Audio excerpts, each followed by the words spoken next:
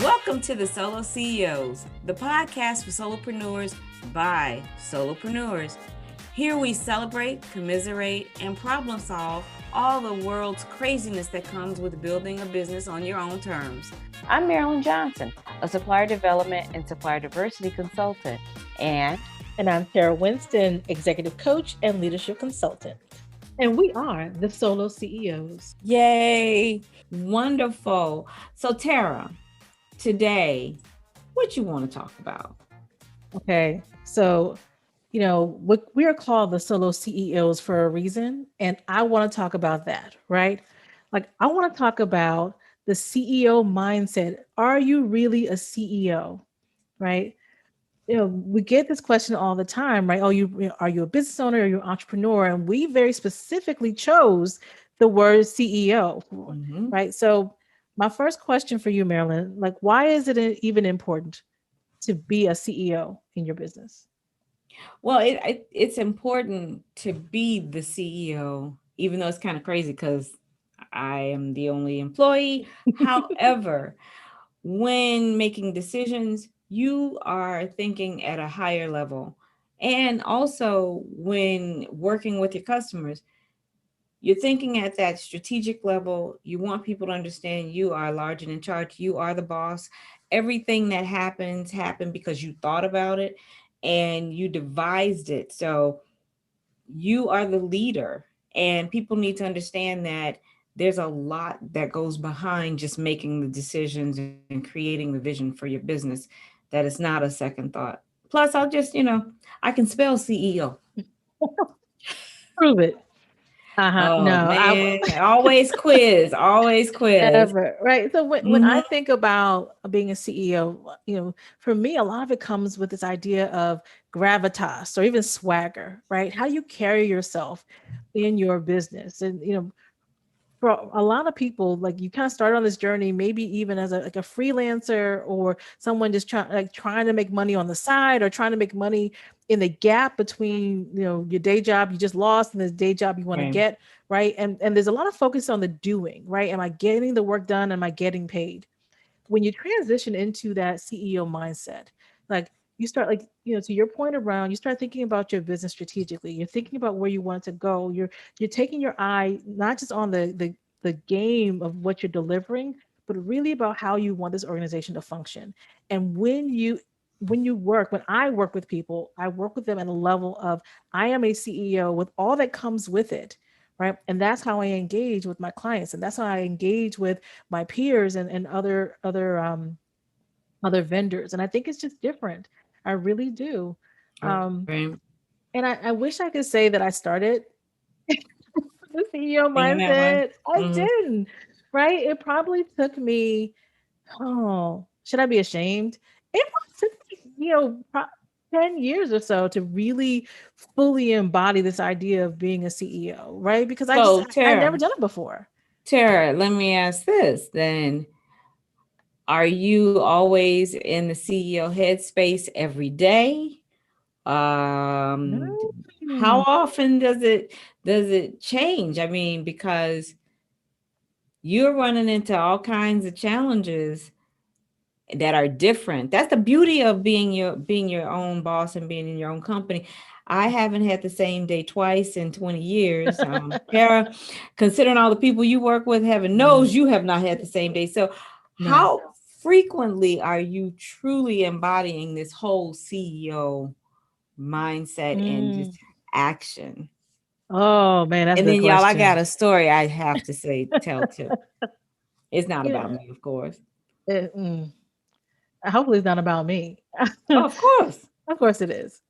I think I've gotten better at it, but it is not 100% all the time, right? And Marilyn is really good at calling me out when she sees that I'm not living in that CEO space.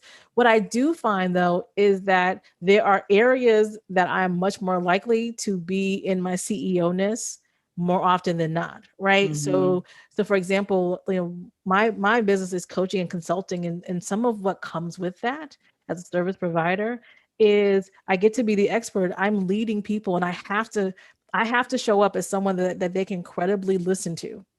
And so very early on, I would say even back in my training as a management consultant, you start to learn how to enter and exit a conversation with a certain amount of gravitas and weight and all that kind of stuff. And so it's much easier for me to kind of sit in my CEO-ness when I am client facing.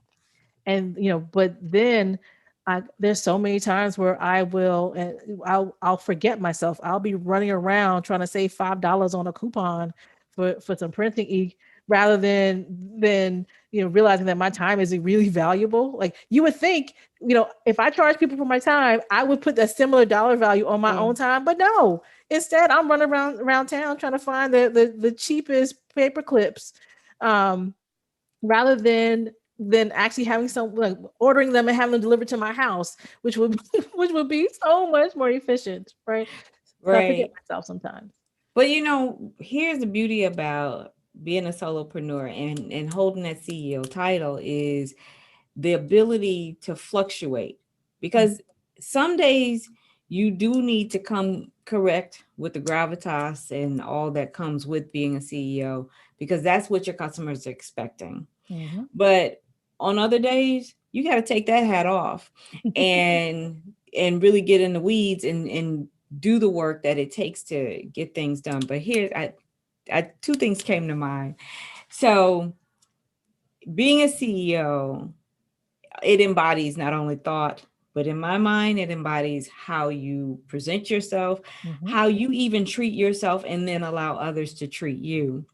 And there are certain people that I look to and I admire. And I was telling Tara earlier, I learned by watching. And so I've just watched other people. Not all of them are even CEOs, but I learn and say, here are things that I think I need to do as a CEO. And I'm going to tell you all right now, one of those things, this is crazy, but one of those things is I don't ever need to take another airport shuttle between cities, sitting between four people with somebody's thigh on my knee. I was sitting there and I'm traveling to catch a flight, and I'm sitting there and I was like, okay, this is so not presidential. This is not sexy, nor is it a CEO. And I can't in a bazillion years imagine any CEO that I know of from a big or small company sitting here in this little sardine can doing that. So that was a little bit of the arrogant moment I had. I never caught that shuttle ever again. I was like, I'm not doing that. But it's not arrogant, right? Part of it is because like the 15 hours that you spend riding between 6 hotels, like in that amount of time, what could you have done for the organization? Like Absolutely. even for the client, like if the client is paying for your travel, what work could you have been doing at that time that you couldn't because you're sitting between Bobby and Cindy and it was terrible. It was terrible. But here's my favorite story for this day. When a customer treats you as if you are their contemporary, and instead of the CEO that you really are, right, Tara? It happens at times. Mm-hmm. And there, from time to time, you have to kind of tap people on the shoulder and let them know you cannot interact with us. Notice I use the word interact. You cannot interact with us the same way you do with your work fellow over there, because you don't know our world, you don't know our calendar. And oh, by the way, you might not even be our only customer. So I will tell the story Tara. Since Marilyn is dipping and dapping all around. Oh, yes.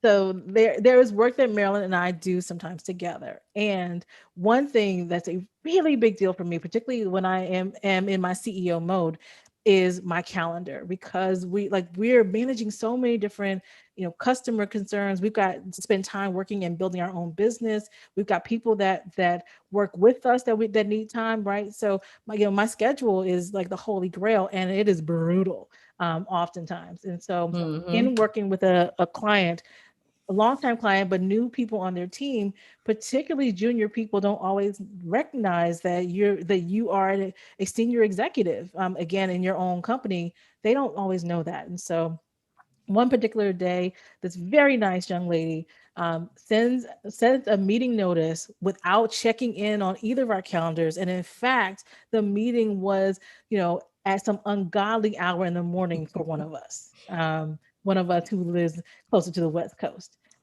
And for me, That don't get up.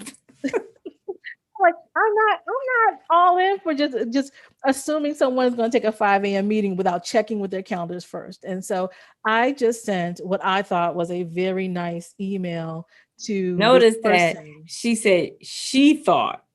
this person, again, on the client side, the client and their boss, and we got it resolved.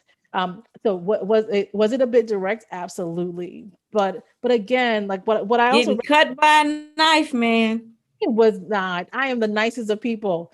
In her mind. But again, at times, and I think that's Yeah. part of being the CEO is setting boundaries. Like you absolutely, I think Marilyn, you mentioned this. It's you have to train people how to interact with you. They don't always understand, particularly if you're not inside their organizations. And we play this really interesting role because we do all the jobs. Like I made a joke on the panel that we were on recently. Like we're the CEO and the janitor simultaneously. Like we make the sandwiches, we cater the lunches, and we do all the things too. Right. And so it can be sometimes a bit confusing for people who spend moments around us to really understand where how to interact with you. And I think it's important. Number one, as you decide what it is for you to be the CEO, how do you train the people around you to operate with you so that there isn't a challenge? So, an example for something like this, particularly like, for example, when it comes to travel, when working, setting up with a client, there's a way to negotiate in the beginning of your contract kind of what travel looks like. It doesn't mean that you're always going to let's say take 16 shuttles. Like like early on, like you can start, whether it's a Lyft or Uber, or back in the day it was taking car service. Like people used to do that all the time. Set that up and have it be just the assumption versus having to negotiate it.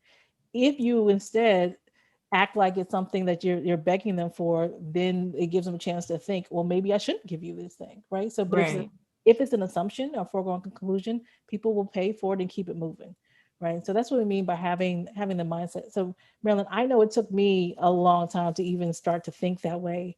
When did you start to see yourself as a CEO? It's weird because I never thought that I would even be a solopreneur. And so growing, and it is a growing where you grow into certain things. Now, this is our experience. It may not be someone in our audience's experience, primarily because I didn't see that growing up.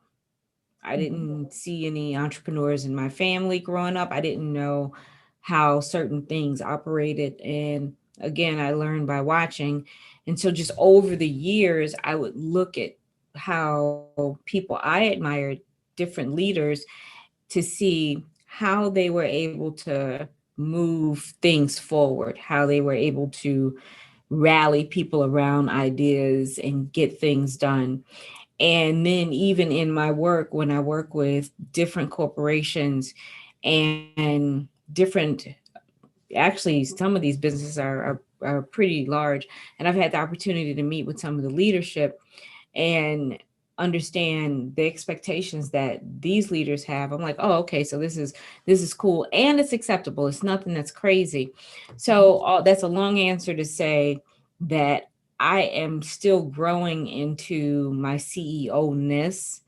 When I have to take that CEO cape out, I do. I'm more of a worker, but I'm still pretty strategic in how I do it. And people understand that when they talk to me about whatever service I'm providing, I am the beginning and end, the middle and the end of it all. And so there's no workaround, Marilyn. Either you're going to work with me or you're not. But I did have one client, one of my first clients. He was a small business in Chicago. And at first, people would say he was so arrogant. He was so arrogant. And we went to this one meeting with a huge corporate executive. and they were very disrespectful to him. Mm. And he walked out the room and he said, I won't ever meet with them again if they can't treat me like a CEO, because I'm just as much of a CEO as I am as the other guy was. And I took that to heart because I say, they even mispronounced his name.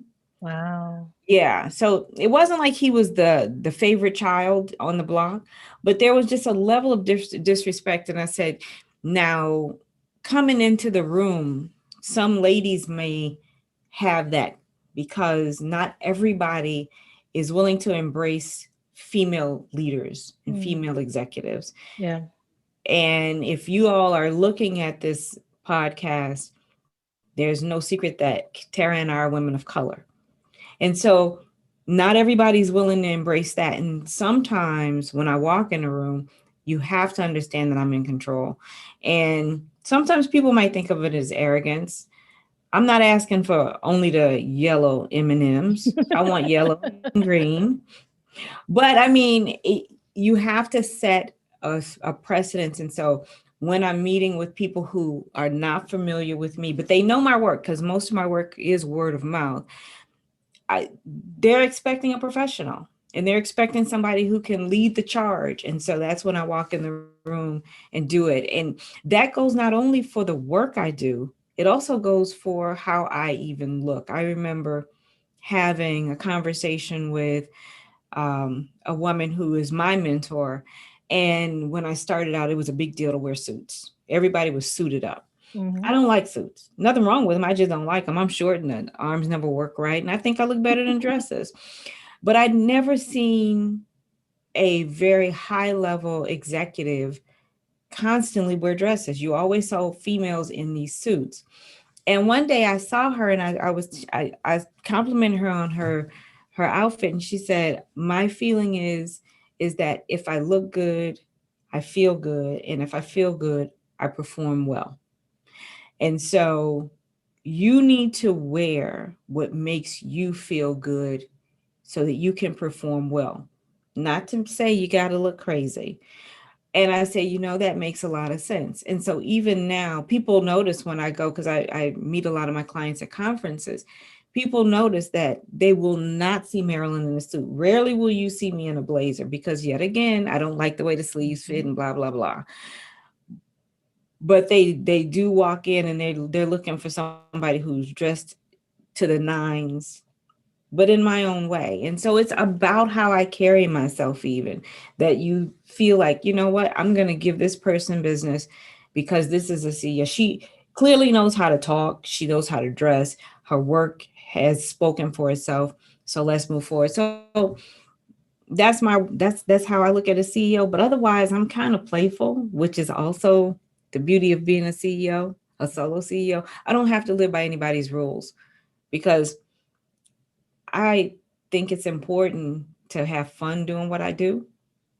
And if you can't roll with me having fun, then maybe you need to talk to somebody else. That's all I got to say. Well, I think you speak to like, so, you know, your mentor who talked about like, dress how you want to, however, you feel you'll perform your best, that type of thing.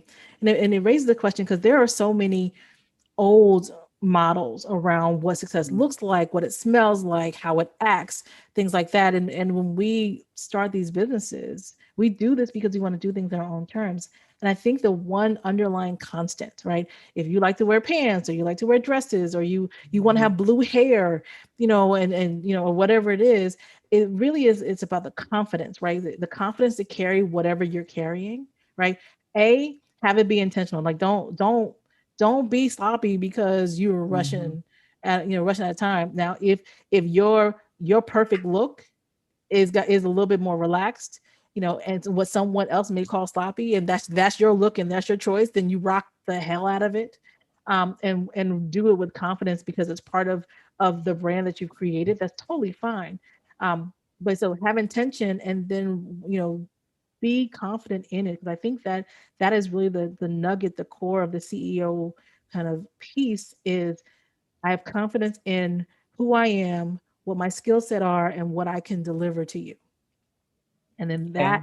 that then gives you a baseline so that you don't have to be like Tara and don't have to be like Marilyn, but still can be effective in that space.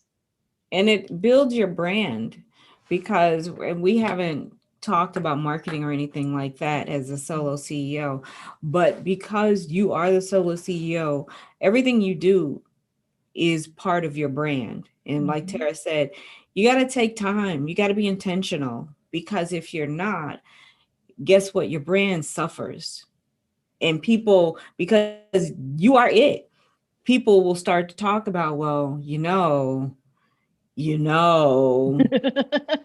she said this, or she had that crazy look on her face or something. And so it's all about, you carry your company wherever you go. You are the biggest advertisement for your company. As a CEO, it is how you define it, but understand that your definition translates to what customers see, how customers interact with you, and their expectation. And you may have different types of customers than I have or than Tara has, but you just got to make sure that you're all aligned, and so that you're not trying to attract customers that don't resonate with anything that you represent. So, I know we keep talking about the fact that we come in as CEOs with the business that we had in the past, and I will tell you, you could have done this for 20 years and still not be wearing all your CEO-ness. But Marilyn, I'm really curious for those people who are just starting out that don't have the reputations, right? Like Mhm. when you walk in the room, people already know who you are. How do I start from the very beginning of building that? Well, I I think that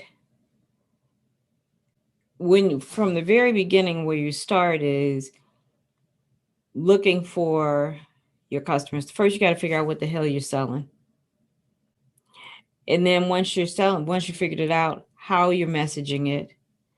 And that's all part of building into what my brand looks like, and then how I want to present my brand, how I move forward. And I've had customers who, that was where they got kind of stuck, Mm. because when you're out there, you're trying to make that first sale, trying to get that first customer, you you don't know that what you do today actually translate year over Mhm. year over year.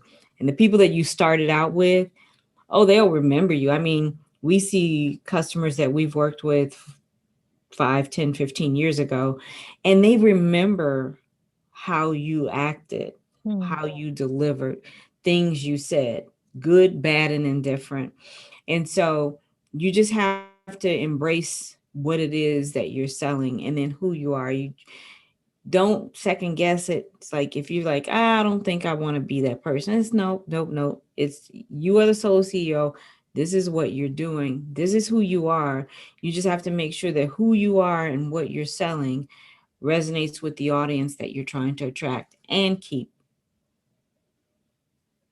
So the only thing that I would add to that is even if you even don't have everything completely laid out, the number one thing I want you to do is to, in your mind, come up with a reason why you are the only and best answer for people who are buying whatever it is you sell, right? There are a million people that sell what you do. Like they just are. Like that's how the world is set up. But having that kind of confidence, right? The reason why you come to me is because, right? You know, Tara Winston has a balance of soft and hard skills, and I've got a unique background that allows me to see patterns and bring things home for you. Like I know that I am unique in my ability to do that. And so when I walk in, I like there are lots of people that sell what I do, and there's some people that probably do some of that better, but not the way I do it. And I have that confidence, and that's what allows me to step in and be CEO, even in places where, in theory, I might be intimidated by the people that I'm selling to, or the people that I'm partnering with, or even the peers that I'm hanging around. Right? Like that was a big part for me to kind of step into, like, remember who you are, and Mhm. then I could step into a room as the CEO for that. Sarah, something I wanted to bring up too before I forget is how important it is to be consistent, because a lot of times when we're walking into an organization, we're walking in as the consultant.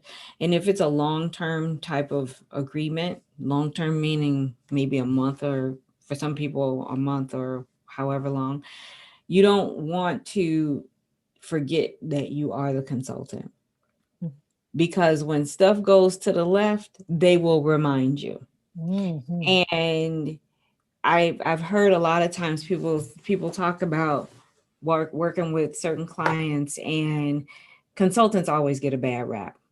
When things go left, the first thing you hear is, well, the consultant did this, the consultant didn't do that. But then on the other hand, when you're the consultant, Tara, you tell me if this has ever happened to you, where you've worked with the customer for so long that you started to feel like a part of the staff. Mhm. Yes, it's easy to, It is. right? You know everybody knows you. Like you start to feel like an insider. And then what happens to your CEO hat? Oh, you lose it. And like it goes away, you forget, because now you're integrated into the group and scope starts to creep a little bit and you say Mhm. yes to a few more things and you normally wouldn't say yes to. It is so easy. Like so back in my big consulting days, you would call it going native. Oh, wow. Which is probably now. Now that I think about it, I don't think I like that term. It's probably a little like it may not be That was, yeah, so not as appropriate. PC as it was to. So okay, so scratch that. Don't use that terminology. We've grown beyond that. But you start to feel like an insider. Yeah, And so like that's a watch out. yeah. And as a CEO, the only insider that you are is inside your company. And that maps back to if you feel like you're an insider in somebody else's company, and that scope creep equals you don't get paid no more money. You all Yeah, listen they're to stealing all, from you. you'll realize that Maryland is going to always figure out the line of when you stop making any money, and then that's the problem. So you want to make sure you continue. If you keep the word CEO in front of you, you will understand that you work for you, that Mhm. you are not a part of the team, that you can deliver all the great heat possible so you can keep that contract. It's a wonderful thing to be on a team and like the people you're working with, happy about the work that you're doing, but you always have to make sure that you know that you are playing for your team. Well, and again, it's not about keeping a barrier. It's you Mm, as a CEO, you should always be doing what's best for your organization, right? And so when the partnership is great and it fits their goals and your goals, that's perfect. That's how it's supposed to be. But oftentimes when you have spent a long time, and both Marilyn and I have very long time clients, it's easy to kind of to realize that there are things that maybe serve their needs better than they do the future of your organization. And as the CEO, your responsibility is to make sure that the things that you're doing work for the future of your organization, even right. if it means that you renegotiate or even walk away from that the other work that doesn't fit, right? At least gives you a perspective to do that. So we've talked all around the CEO thing. Marilyn, I want to leave people with a tip, right? So like Okay. what is one thing that you've done as a CEO that like everyone should do or like where people should start? Oh gosh, I'm gonna make you answer that question after you finish coughing. I know. I um just coughed my face off on a podcast. right. Oh Mm. gosh, that's a hard question, I Tara. know. I'll start with you, mine, you right? start and let me think about it. So I think like the number one thing, as a CEO is to stop being cheap, dig into your pockets, and hire somebody to help in some way. I don't care if it's um, a couple hours of a virtual assistant to help you manage your calendar, whether it's investing in like the very first thing that I did was get a scheduling app. Because I again the nature of my business, I have lots of people that are trying to get on my calendar, and I was spending so much time in emails back and forth trying to schedule time.